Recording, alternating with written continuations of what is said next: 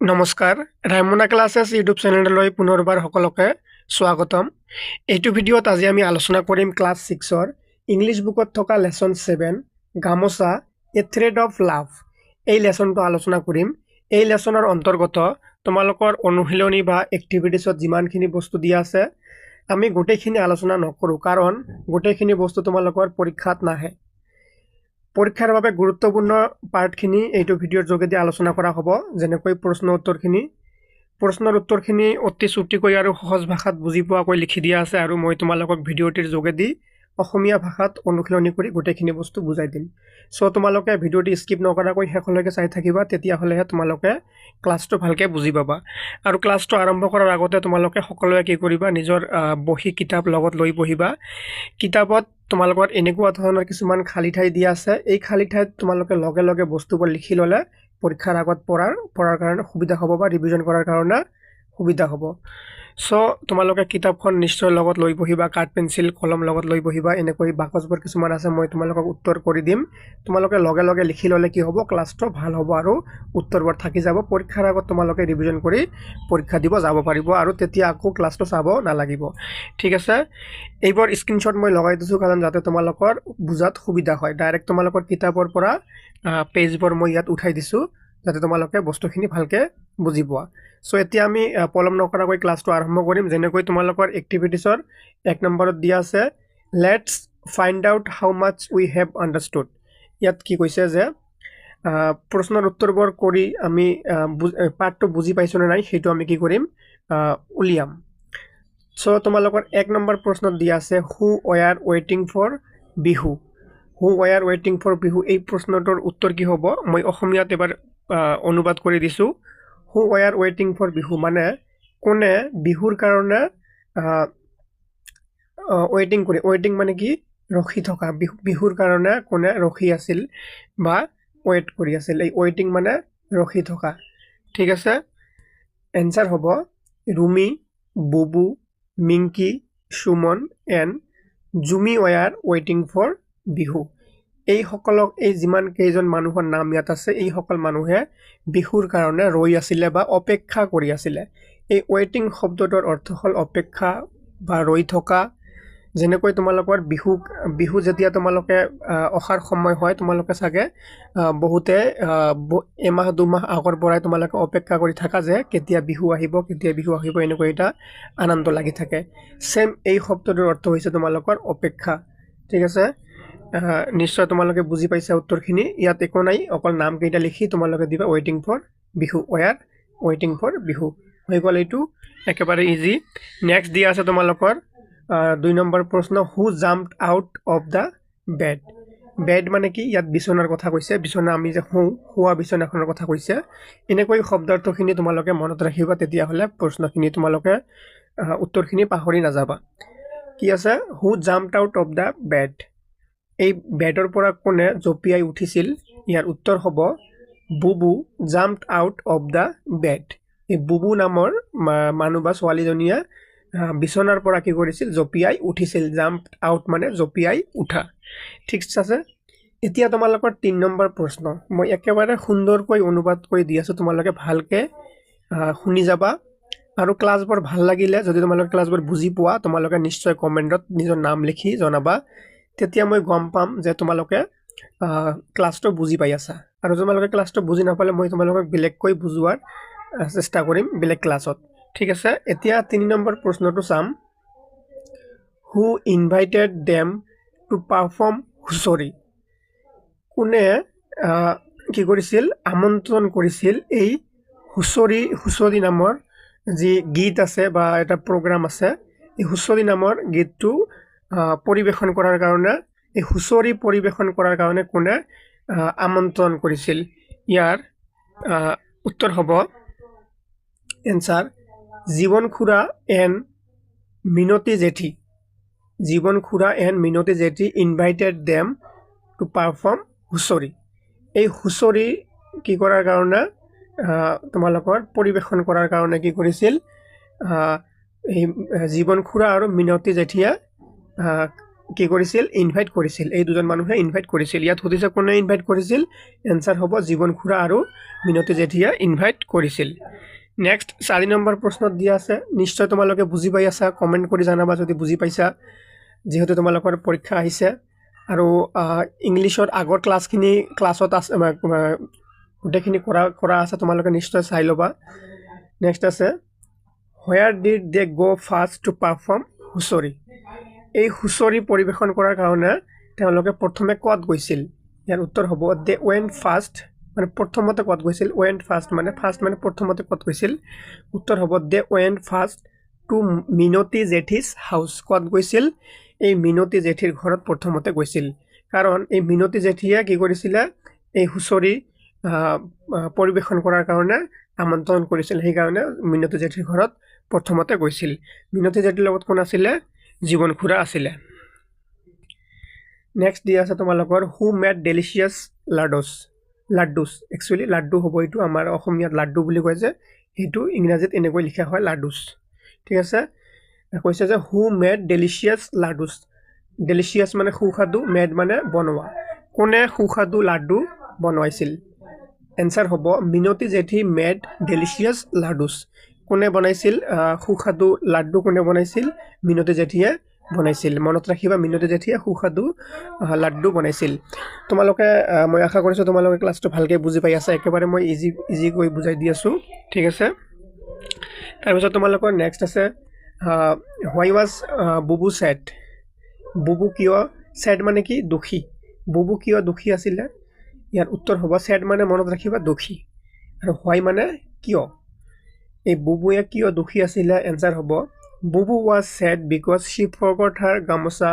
at home কিয় দুখী আছিল forgot মানে পাহৰি যোৱা কি পাহৰি গৈছিল তাইৰ গামোচাখন ঘৰত পাহৰি গৈছিল সেই কাৰণে বুবুয়ে কি আছিল দুখিত আছিল ঠিক আছে তাৰ পিছত তোমালোকৰ নেক্সট 7 নম্বৰ প্ৰশ্নটো আছে এটো হল তোমালোকৰ হাউ ডিড সুমন হেল্প বুবু সুমনে বুবুক কেনেকৈ সহায় কৰিছিল হেল্প মানে কি সহায় কৰা হাউ মানে কেনেকৈ সুমনে বুবুক সহায় কৰিছিল হেল্প মানে কি সহায়ৰ ইংৰাজী হৈছে হেল্প এনসাৰ হ'ব সুমন হেল্পড বুবু বাই গিভিং হাৰ হিজ গামোচা সুমনে কি কৰিছিল তাৰ নিজৰ গামোচাখন বুবুক দি হেল্প কৰিছিল বা সহায় কৰিছিল ঠিক আছে এতিয়া তোমালোকৰ নেক্সট আছে 2 নম্বৰ 1 নম্বৰৰ খিনি হৈ গল 2 নম্বৰৰ এত আছে in the lesson gamusa a thread of love you have come across words like dhol pepa toka etc these are the names of musical instruments played during bihu কি কৈছে এই লেসনটো বা পাঠটো যে আছে গামোচা এ থ্ৰেড অফ লাভ এই পাঠত তোমালোকে বহুতখিনি শব্দ পঢ়ি আহিছা যাৰ মাজতে তোমালোকে ঢোল পেপা টকা এইবোৰ পাইছা আৰু এইবোৰ কি এইবোৰ হল সংগীতৰ বাদ্যযন্ত্ৰ আৰু কি কৰা হয় এইবোৰ বিহুত বজোৱা হয় এইবোৰ বাদ্যযন্ত্ৰ বিহুত বজোৱা হয় তাৰ পিছত কি কৈছে find out names of other musical instrument that are played during festivals that your friends celebrate আৰু ইয়াত কি কৈছে এতিয়া যে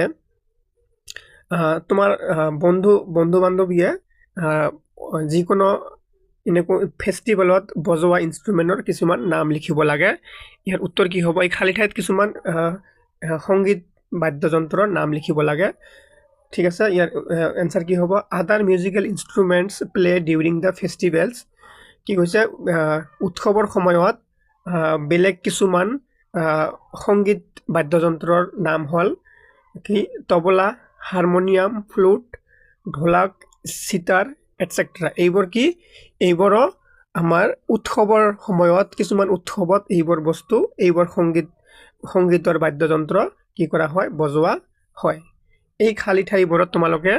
এই কেইটা বস্তু লিখি লবা যেনেকৈ কি লিখি লবা তবলা এইটো হল তবলা কিন্তু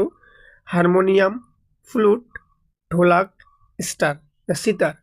এই কেইটা বস্তু তোমালোকে খালি ঠাইবোৰত ভৰি লবা ঠিক আছে সেই কাৰণে মই তোমালোকক কৈছো তোমালোকে নিজৰ কিতাপখন লগত লৈ বহিবা আৰু বহিত ওপৰত কৰি যোৱা প্ৰশ্নৰ উত্তৰবোৰ লিখি ল'বা একেবাৰে চুটিকৈ একেবাৰে সহজকৈ বুজি দিয়া হৈছে আৰু সেম এনেকৈ লিখিলে তোমালোকে 100% ফুল নম্বৰ পৰীক্ষাত পাবা আৰু ইয়াৰ পৰাই মই যিমানখিনি পঢ়াইছো ইয়াৰ পৰাই কমন আহিব ইয়াৰ বাহিৰত আৰু তোমালোকৰ নাহে এইখিনি বস্তুৰ পৰাই তোমালোকৰ পৰীক্ষাত আহিব আৰু মই ইয়াত যিখিনি বস্তু তোমালোকক পঢ়োৱা হোৱা নাই সেইবোৰ বস্তু তোমালোকৰ কি হ'ব সেইবোৰ বস্তু তোমালোকৰ পৰীক্ষাত নাহে সেইবোৰ তোমালোকৰ স্কুলত তোমালোকৰ ছাৰ বাইদেউহঁতে তোমালোকক এনে পঢ়াব কিছুমান বস্তু শিকোৱাব ঠিক আছে এতিয়া আছে এইটো 4 নম্বৰৰ বি 4 নম্বৰৰ বিত কি কৈছে fill in the boxes with details derived from the text that you have read ইয়াত কি কৈছে এই বাকচবোৰ খালি বাকচবোৰ ভৰিব লাগিব যোনবোৰ তোমালোকৰ কিতাপতে ইয়াৰ কি আছে ডিটেইলছ দিয়া আছে যেনেকৈ কি কৈছে নেম অফ দা ফেষ্টিভেল এই উৎসৱৰ নাম কি আছে উত্তৰায়ণ উগাদি বৈশাখী ওয়াঙ্গালা বিশু এইবোৰ হল কি এইবোৰ হল তোমালোকৰ উৎসৱৰ নাম ইয়াত কি ভৰিব লাগে ষ্টেট বা ৰাজ্য ষ্টেটৰ অসমীয়া ৰাজ্য আৰু ফুড আইটেমছ যেনেকৈ উত্তৰায়ণ কোন ৰাজ্যৰ উৎসৱ ইয়াত ৰাজ্যৰ নাম লিখিব লাগিব আৰু ফুড আইটেমছ আৰু ইয়াত খোৱা বা বনোৱা খাদ্য বস্তুৰ নাম ইয়াত লিখিব লাগিব বুজি পাইছা তোমালোকে এনেকৈ এইবোৰ কিতাপতে দিয়া আছে মই সুন্দৰকৈ তোমালোকক লিখি দিম তোমালোকে জাস্ট এতিয়াই তোমালোকৰ কাট পেন্সিলেৰে বুকত লিখি লবা সুন্দৰকৈ তলত মই এনসাৰ লিখি দিছো কিতাপত লিখা অসুবিধা হলে তোমালোকে নিজৰ বহিত লিখি লব পাৰা যেনেকৈ এক নম্বৰত দিয়া আছে উত্তৰায়ণ কোনখন ৰাজ্যত কৰা হয় পালন কৰা হয় উত্তৰায়ণ হল এটা উৎসৱৰ নাম ষ্টেট মানে ৰাজ্য আৰু নেম অফ দা ফেষ্টিভেল মানে হৈছে কি উৎসৱ উত্তৰায়ণ গুজৰাট ৰাজ্যত কি কৰা হয় পালন কৰা হয় আৰু ইয়াত ব্যৱহাৰ কৰা বা খোৱা বা বনোৱা কিছুমান খাদ্য বস্তু কি উন্ধিউ জলেবি ঠিক আছে মনত ৰাখিবা এইবোৰ দ্বিতীয় নম্বৰ দি আছে উগাদি কোন ৰাজ্যৰ উৎসৱ হয় আন্ধ্ৰ প্ৰদেশ আৰু কৰ্ণাটক এই দুয়োটাতে হয় আৰু ইয়াৰ কিছুমান খাদ্য বস্তুৰ নাম কি পুলিহৰা উগাদি পাচাৰি ঠিক আছে নেক্সট দিয়া আছে বৈশাখী কোনখন ৰাজ্যত পালন কৰা হয় পাঞ্জাবত পালন কৰা হয় আৰু ইয়াত পোৱা কিছুমান খাদ্য বস্তুৰ নাম কি মক্কি দি ৰুটি সৰসোদা শাক ঠিক আছে তাৰ পিছত আছে ওয়াঙ্গালা কোনখন ৰাজ্যৰ হয় মেঘালয় আৰু ইয়াত পোৱা কিছুমান খাদ্য বস্তু কি ৰাইচ আৰু পৰ্ক ডিশেছ নেক্সট দিয়া আছে তোমালোকৰ বিশু কোন ৰাজ্যত পালন কৰা হয় কেৰালা ৰাজ্যত পালন কৰা হয় আৰু ইয়াত পোৱা কিছুমান খাদ্য বস্তু হল বিশু কাঞ্জি বিশু সাধ্যা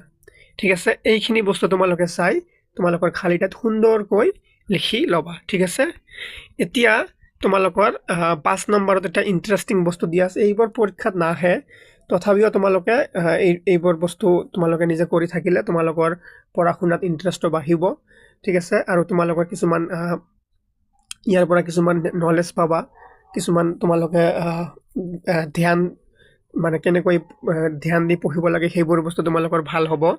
যেনেকৈ ইয়াত কি কৈছে work in pairs find out in the grid the names of some festivals that we celebrate in different parts of our country you may take help from box given at the bottom of the grid ইয়াত কি কৈছে তোমালোকে গ্ৰুপত তোমালোকে মানে স্কুলত তোমালোকৰ লগৰীয়াবোৰৰ লগত বা সহপাঠীৰ লগত লগ হৈ কি কৰিবা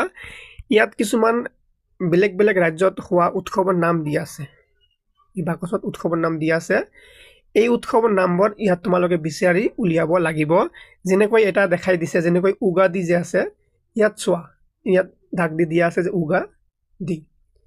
এটা দেখাই দিয়া আছে মই এটা তোমালোকক দেখাই দিম যেনেকৈ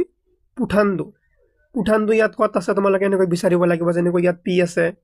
তাৰ পিছত ইউ আছে ইয়াতো P U T H A N D U Puthandu মিলিছে না এইটো এটা হৈ গল যেনেকৈ এইটো পুঠান্দু এইটো মিলি গল ঠিক আছে ইয়াত দুটা মই এটা বুকত কৰি দিয়া আছে এটা মই কৰি দিছো বাকি কেইটা তোমালোকে এটো খেল হিচাপে নিজে এবাৰ ঘৰত খেলি চাবা তোমালোকৰ বহুতখিনি বস্তু ইয়াৰ পৰা শিকা হ'ব ঠিক আছে এইটো কিন্তু পৰীক্ষাত নাহে কিন্তু এইবোৰ বস্তু এইবোৰ এক্টিভিটিজ কৰিব লাগে তেন্তে আমাৰ পঢ়াশুনাৰ প্ৰতি মনোযোগটো ভাল থাকে ঠিক আছে এইখিনিতে তোমালোকৰ এইটো পাঠৰ ভিতৰত যিমানখিনি মানে ইম্পৰ্টেণ্ট বস্তু বা পৰীক্ষাৰ বাবে গুৰুত্বপূৰ্ণ বস্তু আছে পৰীক্ষাত আহিবলগীয়া সেই গোটেইখিনি বস্তু আলোচনা কৰা হৈ গ'ল আশা কৰিছোঁ তোমালোকে ক্লাছটো ভালকৈ বুজি পাইছা কমেণ্ট কৰিবা লাইক কৰিবা আৰু চেনেলটো নিশ্চয় ছাবস্ক্ৰাইব কৰিবা ধন্যবাদ